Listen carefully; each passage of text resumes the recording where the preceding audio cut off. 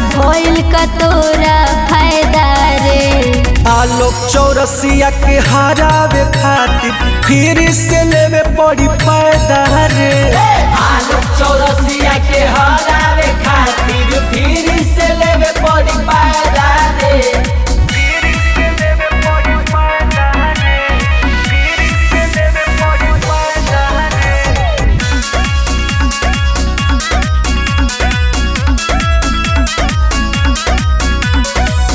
डाल्टनगंज विधान सभा में न देर हो खेला, तोर जैसन नेता हर ढेर हो खेला, ढेर हो खेला।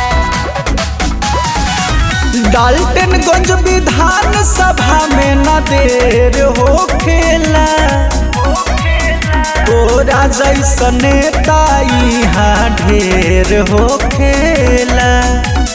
रहो जवन घर में ठंडा गईले तुरते, बोलिए के बोली ज्यादा रे।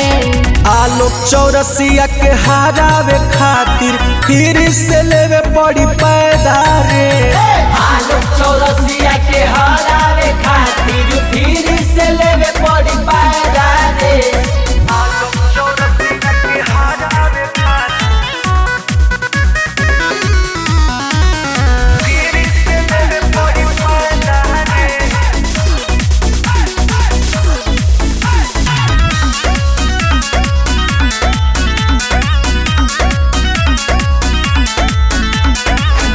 चलो नाही चारा हार गईले फेर रे, बार बार हार के बुझो तारे शेर रे, बुझो तारे शेर रे।